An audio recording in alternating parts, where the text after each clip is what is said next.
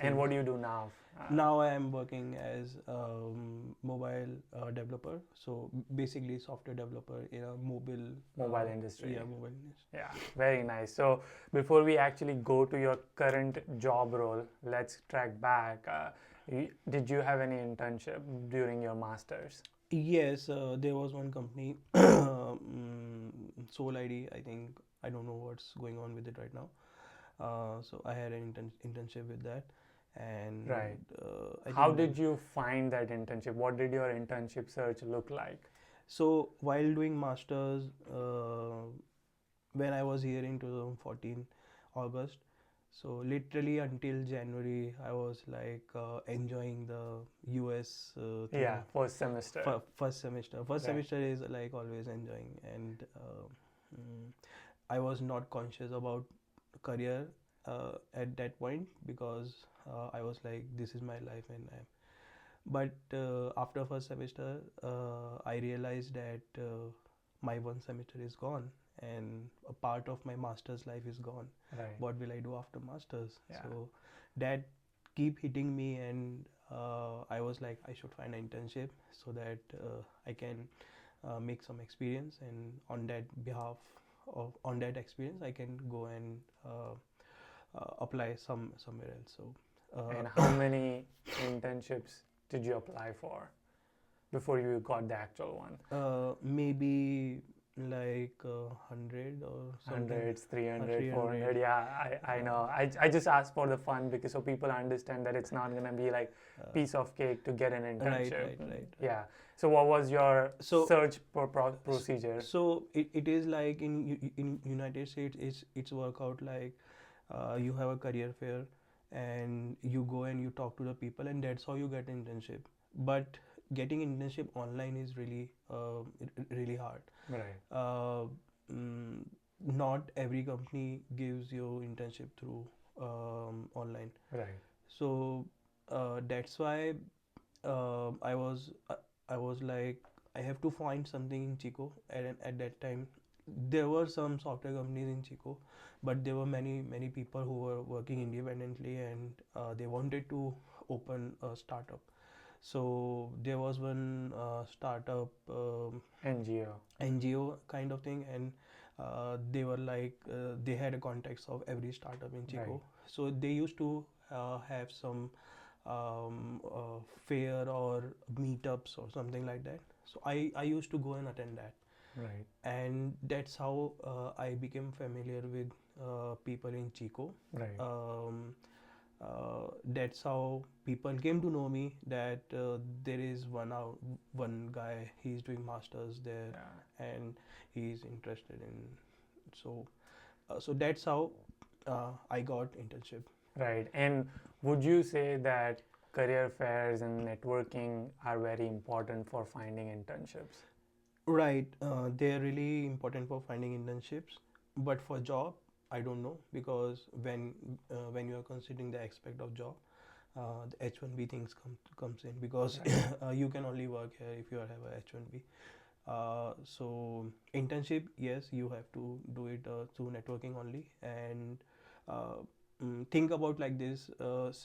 We are in Chico, and if there is any college in San Francisco, so people over there will have a meetup over there, and they will hire people from local place. But if you will say I live in Chico and I want to pursue internship, they will be like, they will think twice, because he is coming from Chico to San Francisco, and that's how he will be doing internship.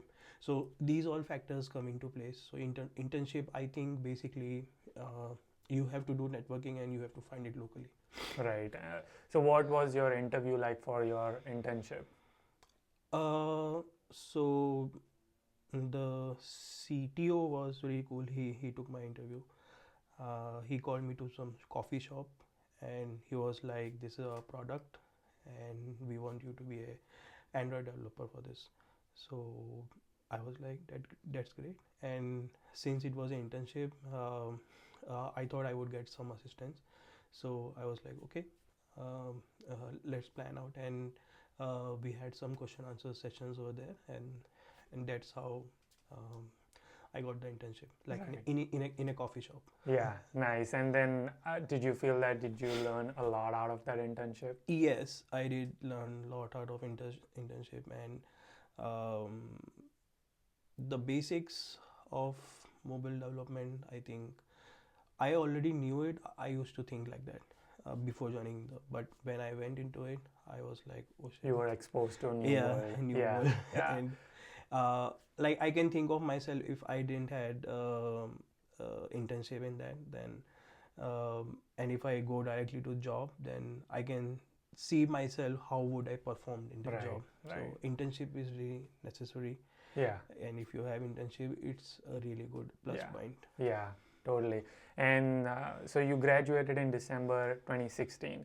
When did you start your full-time job search? I think August August, seven- August 2016. 2016, yeah, Yeah, August 2016. nice. And so, what did it look like? Like, what did you do for job search?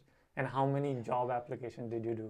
I might have done like 300 job applications, Yeah, entry level job applications. I used to get call. Uh, mm, they used to do interviews on the phone, and in last they used to ask one golden question: do you need sponsorship? And I would say yes. Later, after a year or so, I would definitely need a sponsorship. Okay, we'll get back to you. and then they never get And back to you. Yeah, even if I'm following up them, I know. Yeah. so And I also know that a lot of our roommates, like, we would apply, and then the Apply. next morning we will get the rejection on its Rejection, own, yeah. automatic rejection. So Yeah.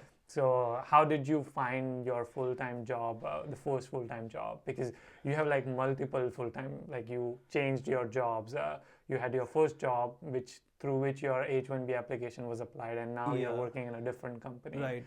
So what was that interview, and for what position was it for? So while I was doing my internship, I was also doing the masters, and I was about to complete my masters. Since someone knew that this is the guy he's doing internship with my CTO, so couple of people know me. So one of them called, and they took my interview first, and they said, okay, if your performance is good, after 3 months we'll definitely apply for your visa. Okay. So that's how I got into my first job, Right. and I started in January 2017. And what was the interview? So there was no interview, or was it all referral? It was interview. I had programming question. Okay. Yeah, I don't remember actually, but There was some programming yeah, there was questions. like 4 hour interview, something like that. Oh wow. Okay. Yeah. So yeah, it is like mostly it is 6 or 7, 6 Mhm. hours at least. But this was just a 4 hours. So Just 4 hours. just 4 hours. 4 hour of programming questions. Nice. And so, what was the role for? Like, what did you do in your? At that time, it was like a full stack development. Hmm. So basically, it included the mobile part, also the website, and at that time I was working on the Ruby on Rails on a website part. I didn't know Ruby much, but I said like for 3 or 4 days, did couple of crash courses, and that's how I came to know. The good thing is, if your programming concepts are clear, no matter what language Right. you choose, Yeah. you can work it. Yeah. on that, And what are the skill set, if someone wants to pursue full stack development? What are the skill set they need to build for that kind of role? I would say skill set, definitely you should know how programming works, how you should know the how to think, how to approach a problem, how you can do a dynamic programming. Do you know dynamic programming or not?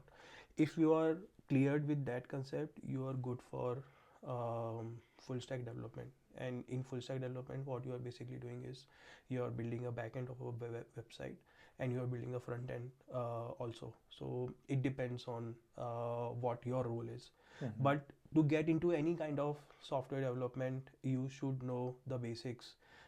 Basics, I mean to say, algorithms, data structures, and these all are our basics. And you should know how to code each and every uh, thing that you have learnt in your degree. Right. I mean, bachelor's. Yeah. So what's the salary range for a full stack developer? Salary range, if you are entry level.